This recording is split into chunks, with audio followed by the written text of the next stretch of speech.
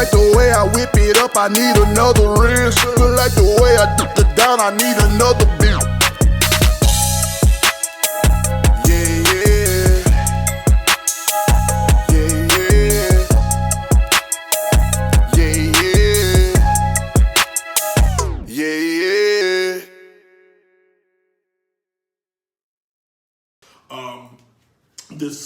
This Sunday, this All-Star Weekend just popped up on us.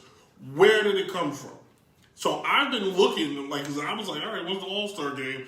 And it's a quiet All-Star game. Like, they even do the, they probably do it tomorrow. They probably do it on Inside the NBA, the draft, the fantasy, team captains, etc., etc. The days of East versus West is pretty much over. Kind of would like to see it back, but guys aren't competitive in any sense of the word.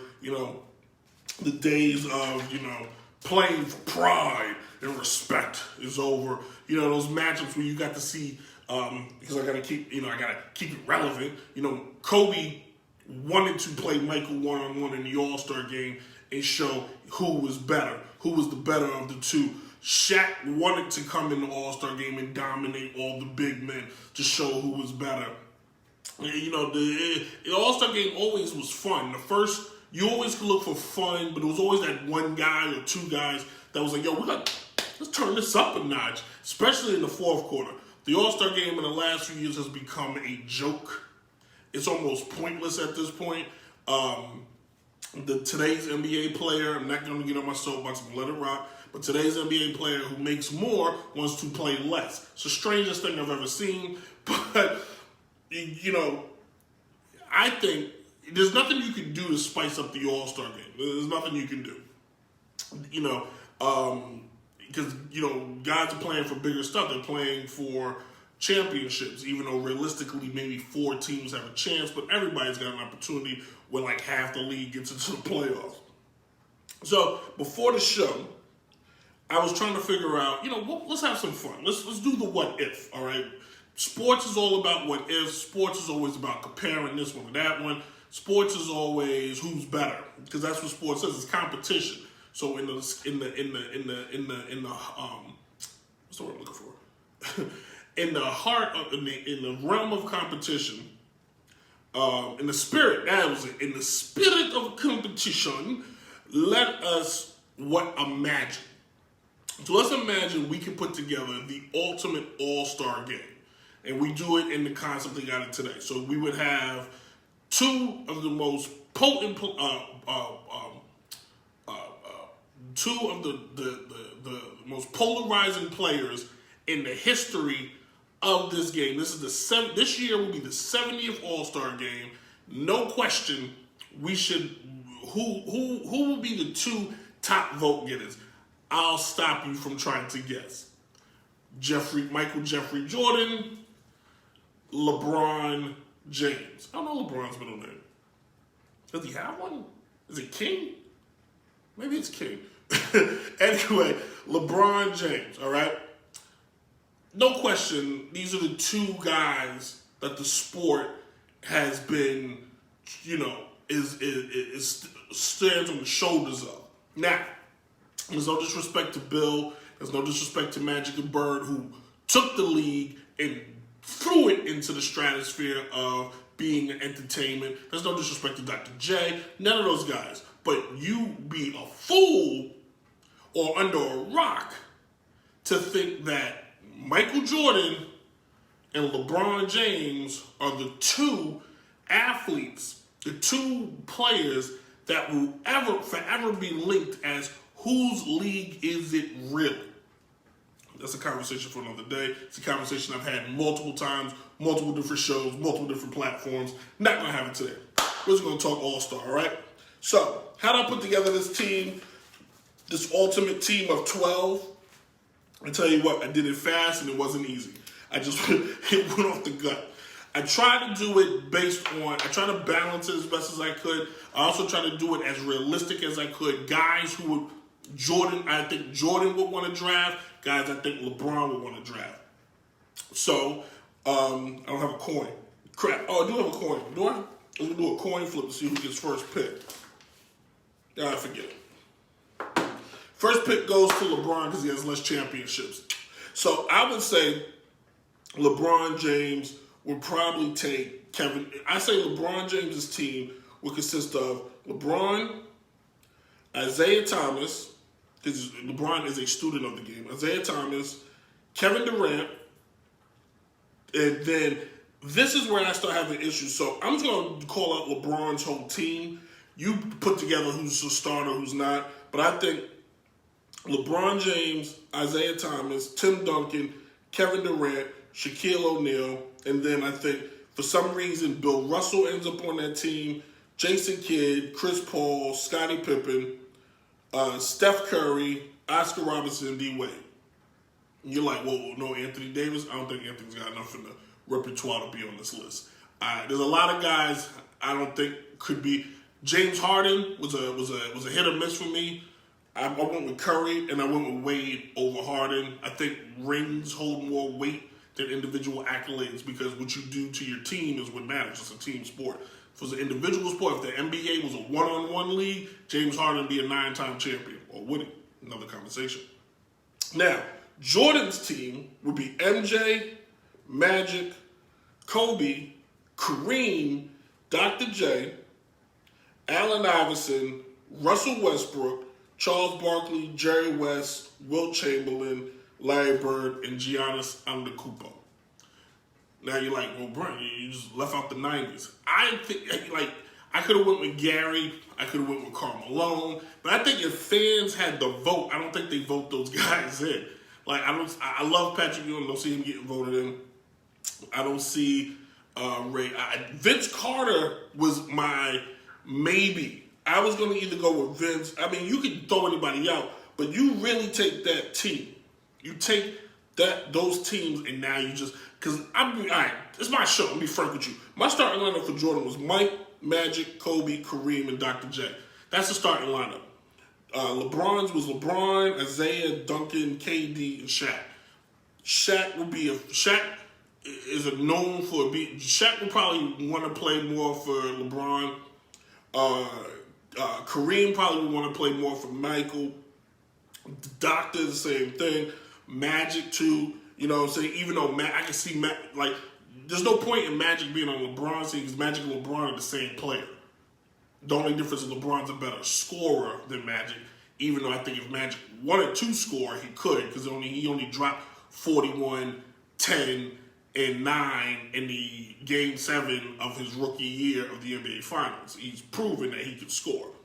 Look it up. I want to say 14, actually. I think he had more assists than what I gave him credit for.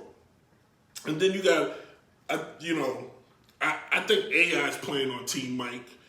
Russell Westbrook is on Team Mike. He has that Kobe Mike mentality. Now I can see Kobe playing on.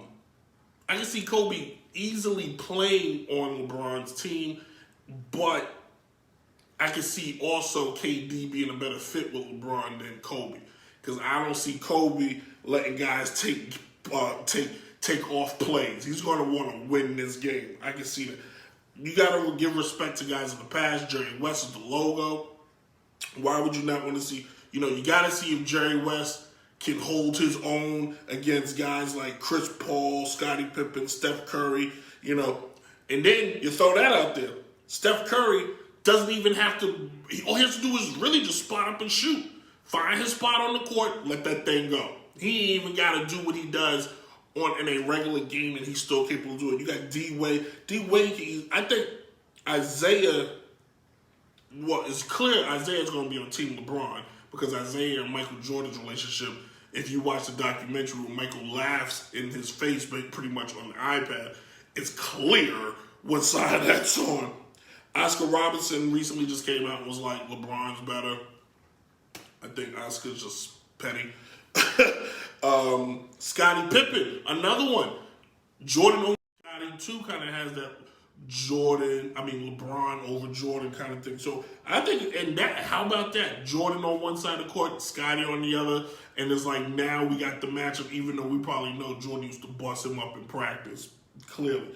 And then you got matchups like AI versus Chris Paul, which actually they've played against each other, but we talking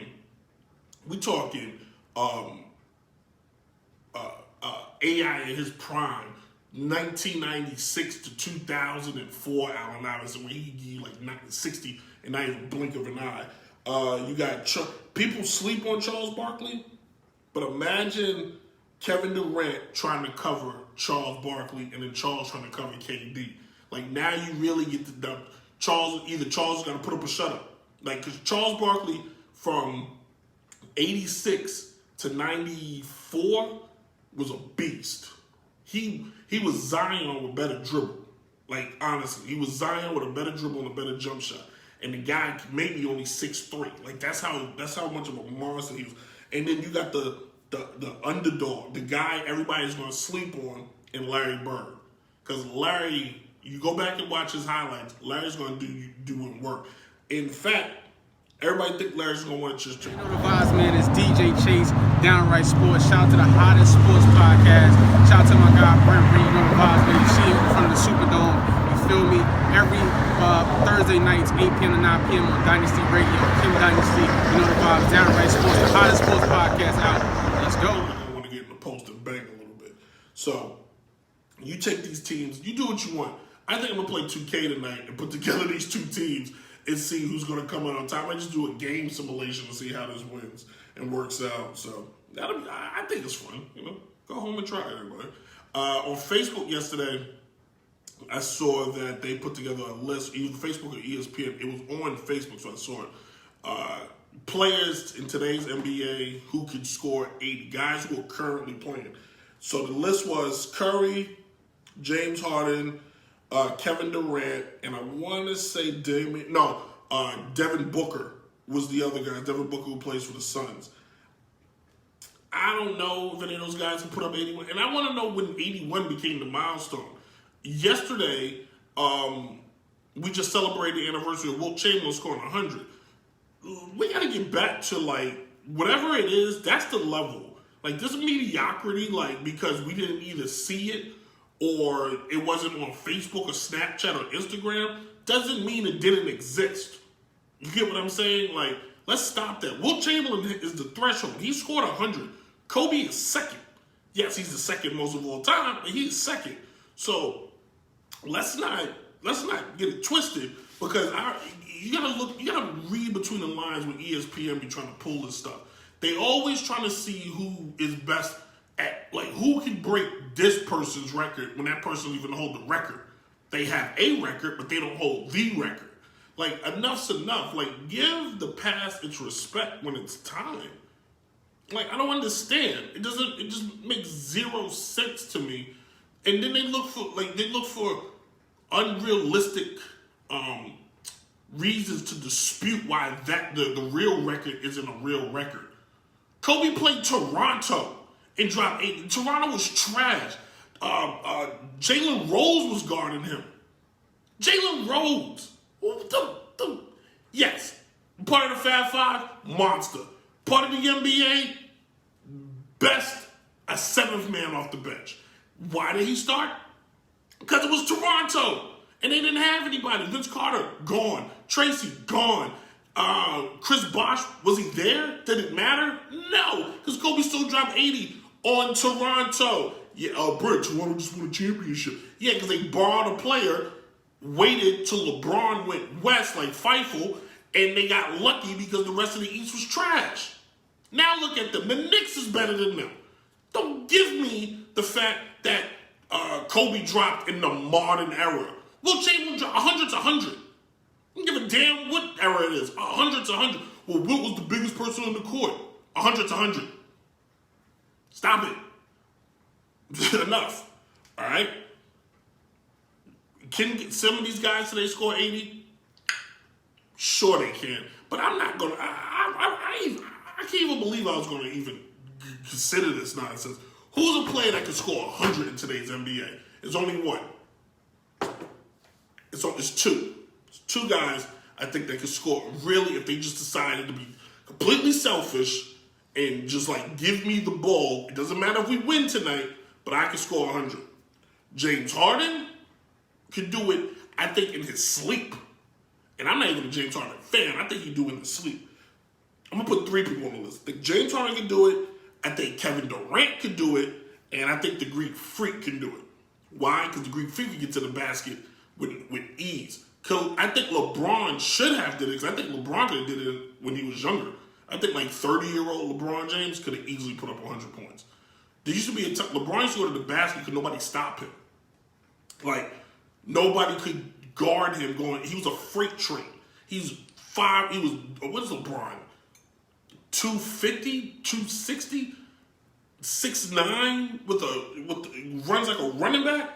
I think he just ran through. He could have, but LeBron's more of a Magic Johnson style of player, Oscar Robertson style of player.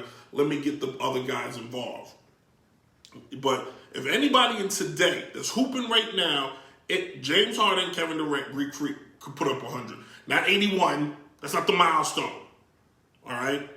That's not the milestone. The milestone in baseball is not 60. It's 72. All right? Yeah. I think Barnes is 71, 72. It doesn't matter.